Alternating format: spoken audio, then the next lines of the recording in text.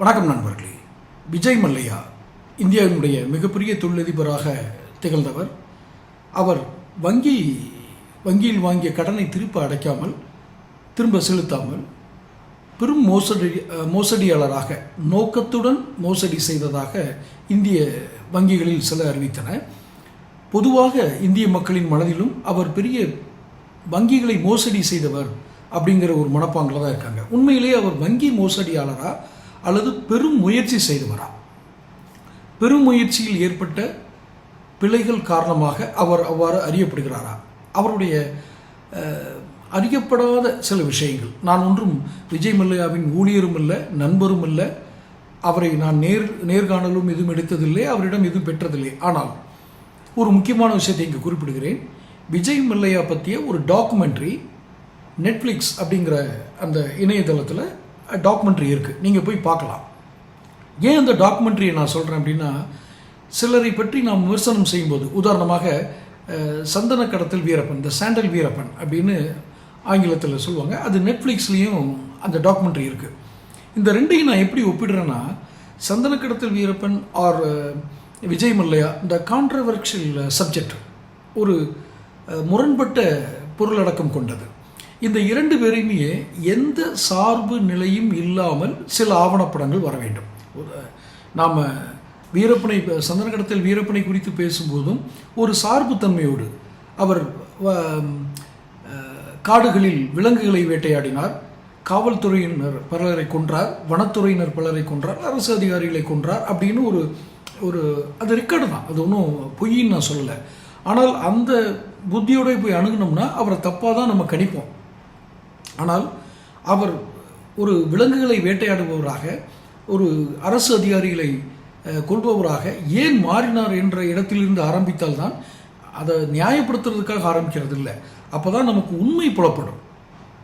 அந்த நெட்ஃப்ளிக்ஸில் இருக்கிற வீரப்பன் பற்றிய அந்த டாக்குமெண்ட்ரியில் ஒவ்வொரு இடத்திலும் அவர்கள் கேள்வி ஏற்பார்கள், அவர்களுடைய கருத்துக்களை எடுப்பார்கள். எதிலும் சார்புத்தன்மை இருக்காது.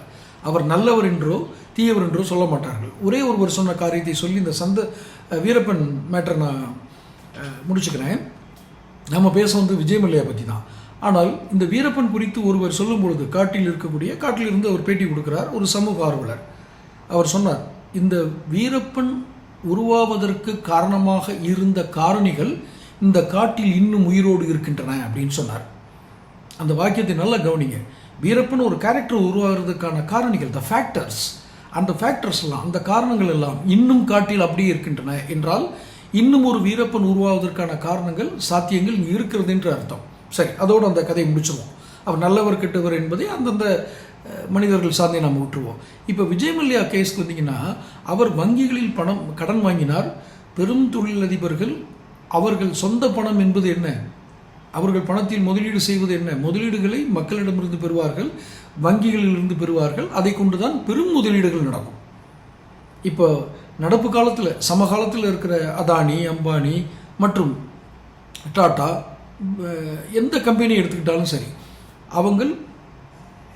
அவர்கள் பெறுவதெல்லாம் மூலதனங்களை எங்கிருந்து பெறுவார்கள்? அந்த முதலீடு சந்தை, the capital market, share market அப்படின்னு சொல்கிற அந்த கேபிட்டல் மார்க்கெட்லேருந்து தான் எடுப்பாங்க. அதுக்கு பேர் கேபிட்டல் மார்க்கெட்னு வச்சுருக்கோம். முதலீடுகளை பெறுவதற்கு இவர்கள் தகுதியானவர்கள் தானா என்பதை அது ஒரு பக்கம் ஆய்வு செய்து கேபிட்டல் மார்க்கெட்டில் அவங்க தங்கள் நிறுவனத்தை பதிவு செய்வாங்க, அதுலேருந்து முதலீடுகள் எடுப்பார்கள்.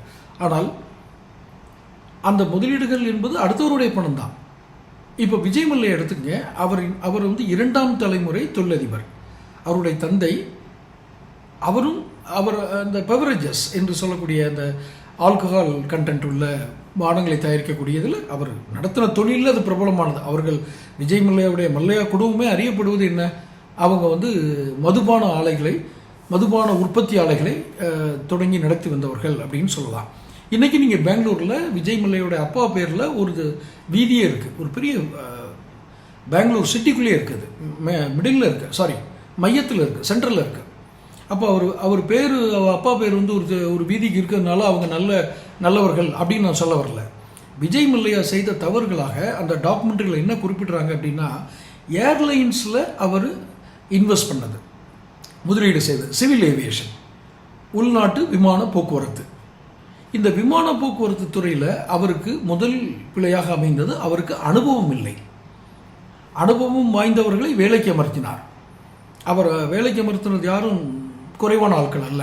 ஆனால் அந்த டாக்குமெண்ட்ரியில் சில ஊழியர்கள், அந்த கிங்ஃபிஷர் விமான நிறுவனத்துடைய ஊழியர்கள், அவர்களை பேட்டி எடுக்கும்போது சொல்கிறாங்க, is a stone heart person, கல் மனம் படைத்தவர் அப்படின்னு சொல்கிறார் ஒரு ஊழியர்.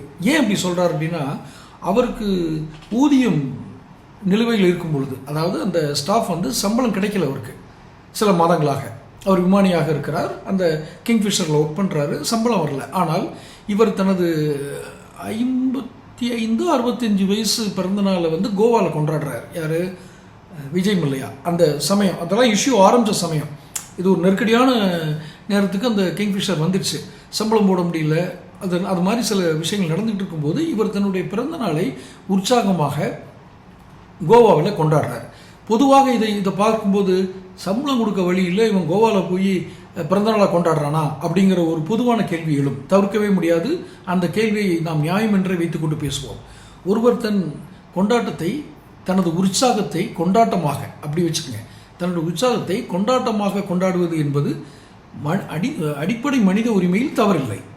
ஆனால் இன்னொருவர் தன்னால் துன்புறுகிறார் என்று அறிந்திருந்தும் அவர் அப்படி ஒரு கொண்டாட்டத்தை கொண்டாடினால் அது பிழை என்று சொல்ல மாட்டேன், அது பாவம். அந்த இடத்தில் அதை நாம் அப்படி பார்க்கலாம்.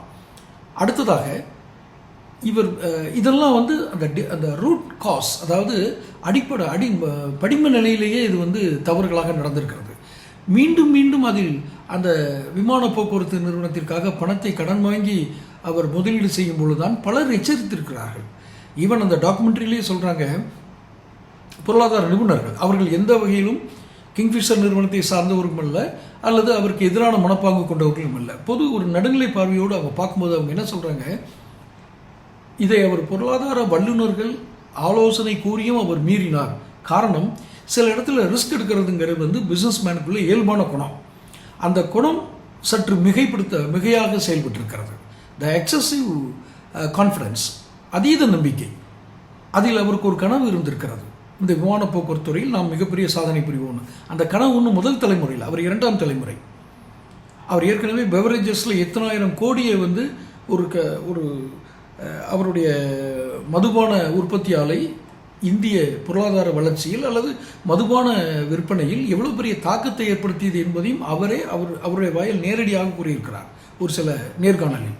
இப்போ நான் வந்து விஜய் மல்லையாவுக்கு வக்காலத்து வாங்கி பேசுகிறேன்னு நீங்கள் நினைக்காதீங்க. விஜய் மல்லையா பொதுவாக ஆராயப்பட வேண்டியவர். பல பிஸ்னஸ் ஸ்டடீஸ், சோசியல் ஸ்டடீஸ், தனிமனித பழக்க வழக்கங்கள், தனிமனித உளவியல் என்று பல வகைகளில் ஆராயப்பட வேண்டியவர். அவர் ஆராய்ச்சிக்கு அவருடைய வாழ்க்கை ஆராய்ச்சிக்கு உட்படுத்தப்பட வேண்டியதுதான். காரணம், வங்கிகளிலிருந்து பணம் வாங்கினார் என்றாலும் அது மக்களின் சேமிப்பு பணம் அல்லது ஏதோ ஒரு பணம் தான், மக்களுடைய பணம் தான். வங்கிகள் அவங்களுக்குன்னு என்ன முதலீடு இருக்குது? டெபாசிட் வாங்குறது, சேமிப்பு கணக்கு, நடப்பு கணக்குன்னு எல்லா கணக்கில் உள்ள பணத்தையும் எடுத்து அவர்கிட்ட கொடுத்துருப்பாங்க. இப்போ அந்த பணம் திருப்பி கொடுக்காட்டி வங்கி தான் அதுதான் பொறுப்பு எடுத்துக்கணும். அப்போ வங்கி பொறுப்புங்கிறது என்ன? அவங்க லாபத்துலேருந்து அவங்க நிச்சயமாக வாடிக்கையாளர்களுக்கு எந்த ஏமாற்றமும் இல்லாமல் கொடுத்தாகணும். அந்த பொறுப்புக்கு இவர் தள்ளி விட்டார் அப்படிங்கிறதா இவர் மேலே இருக்க குற்றச்சாட்டு. லீகலி என்ன டைம்ஸ் வேணாலும் வைக்கலாம். வாங்கின கடனை கொடுக்கல, நோக்கத்தோடைய இவர் ஏமாற்றி இருக்கிறார் அப்படின்னு அந்த லீகல் டைம்ஸ். நான் சொல்கிறது, பெரும் முயற்சி செய்தார், தோற்றுவிட்டார்.